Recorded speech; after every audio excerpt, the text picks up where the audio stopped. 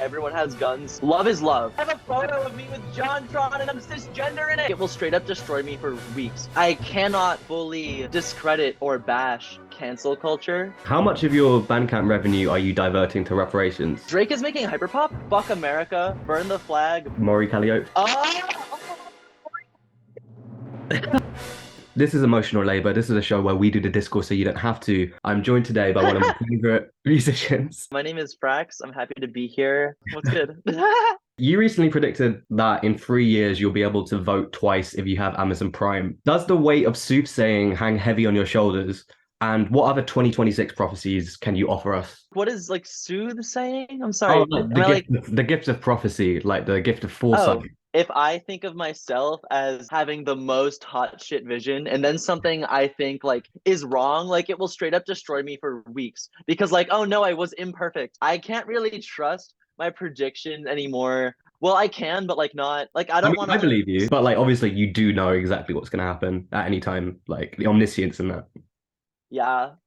What's the best thing about white American culture? Fuck, there's not. Oh my. Actually, no. We were talking about this morning. You know the MTV show Floribama Shore? One of the characters in it, they're getting in the car and he's like, I call shotgun. And I'm like, that has to be the most American thing ever. Like, everyone's fucking driving everywhere and like everyone has guns. So like, of course, it's the only country where saying some shit like calling shotgun would make sense. Fuck America, burn the flag, but nowhere else will you hear someone say calling shotgun. So I guess +1 for that. White Americana, specifically. But I'm still standing behind calling shotgun.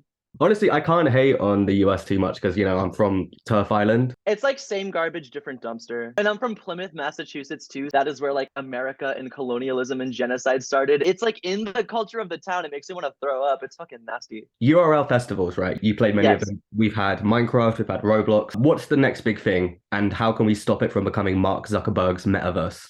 You know what? Brands calling URL fests metaverse is the same thing as like Spotify calling internet pop hyperpop. Like, or just whatever Drake is making that day hyperpop. Wait, Drake is making hyperpop? Right. My heart was in my throat for a sec. I got scared. I was like, who produced the Drake hyperpop? Hey, it's not out of bounds possible. Like the glazed Machine Gun Kelly thing, I didn't think was gonna happen. You know? That's so real. We're like 2 years away, I'd say. Oh my god, actual chills in my spine. Oh my god. I think knowing the red flags of like a positive URL space that is community oriented versus like people who they say they want a community but they mean they want an audience. I think red flags for that are like if they don't really strive in any way to incorporate equity, if they throw multiple events and like not a single one goes to charity, if there's NFTs involved in any part of it. That might be like the definitive red line, right? Just like, you know, instantly the whole like Mori calliope thing.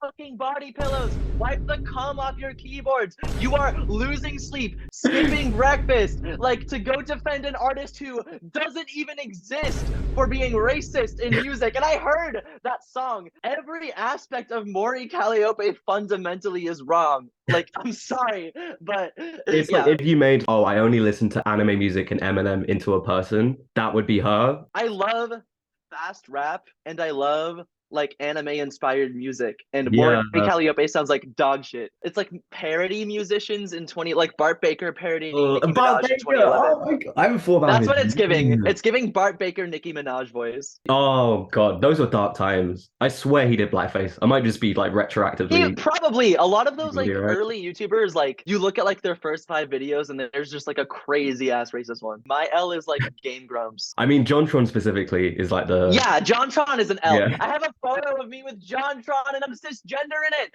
No.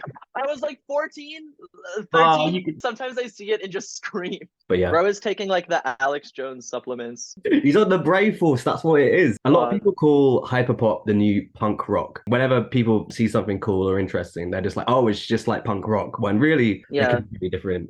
I think actually, personally, that Hyperpop is the new ragtime.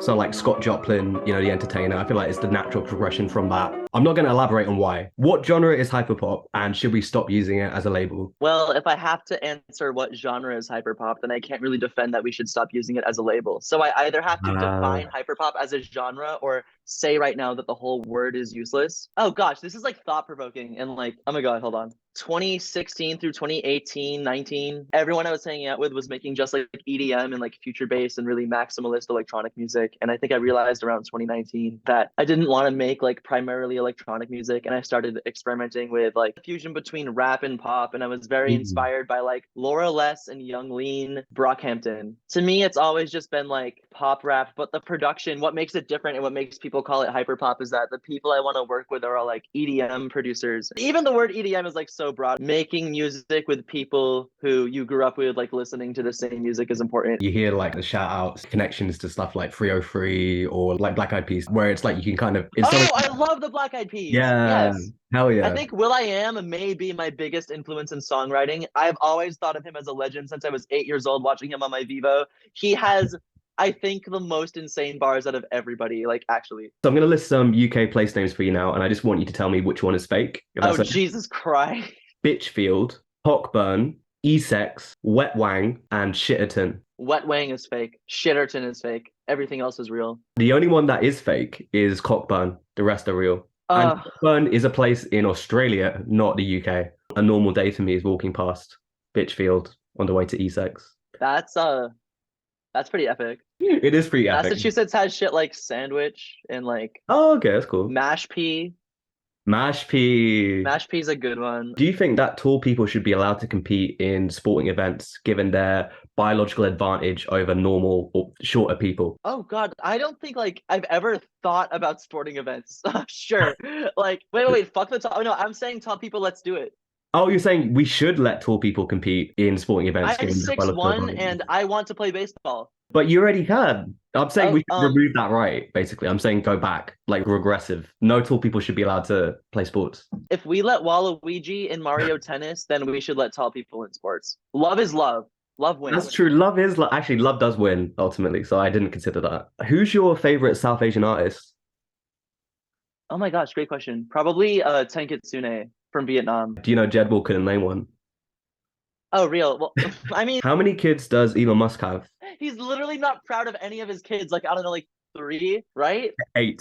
Oh my God. 8 kids. 2 with Grimes. It's so funny because you literally wouldn't know because he doesn't give a shit about like anyone. Imagine like seeing your dad, because he has like a trans daughter as well. And like imagine like seeing your dad like post all this shit about like he's like pronouns are gay or some shit, just like tweeting like he's like a 14-year-old from like 2006. I don't have to imagine seeing my dad post shit like that. Let's be real. Oh, I'm sorry. Rest in peace. Luckily my dad doesn't have that. What's that? I don't know. It's I said all good, but then I'm like, well, it's not all good. My dad's too stupid to use the internet, so he'll never know. That's so awesome. Yeah. Like my parents only know how to use Facebook, which is awesome because like I feel like they'd shit themselves if they like knew the scope of who I am on like Twitter. Cancel culture is one of these Schrodinger cat type things where whether or not it is real depends on the support you have from your community. If someone just tweets something about Kanye West, no one's going to give a shit. That's not really going to affect his life. But for a lot of trans or otherwise LGBT people, if your online support network is removed, you have nothing left. Like, especially if no one around you. So then like cancel culture kind of becomes real. So do you think that we need to move away from punitive and towards rehabilitative justice in these online spaces? Or should we lock up right alongside Henry Kissinger? The person who made chili, people were arguing about it on Twitter for like 2 weeks. Yeah, lock her up alongside Henry Kissinger. Oh, hell no. Like all she did was make chili. A general mass of people deciding that this creator of art should not get to live the fantasy anymore. And you are excluded from building your optimal life. That is a very extreme way to go, and it is only reserved for like people who do the worst to someone or the worst to multiple people. And I cannot fully discredit or bash cancel culture because it means so many different things to so many different people. It can be the difference between like criticizing a politician or just like removing someone's income. Like it's completely different the way people talk about it. Are we as a generation a little too like, what's the word? Not like trigger happy, because half the time like these people get called out and it doesn't matter. And also like call-outs have saved thousands of lives, so they will always be important. When it comes to like people who are an active threat in communities, yes, like, the consequences of it are so real at the same time. It's a minefield, isn't it? Yeah, no, very much so. I'm sure people will pick apart even this, what I have to say right now. How much of your Bandcamp revenue are you diverting to reparations?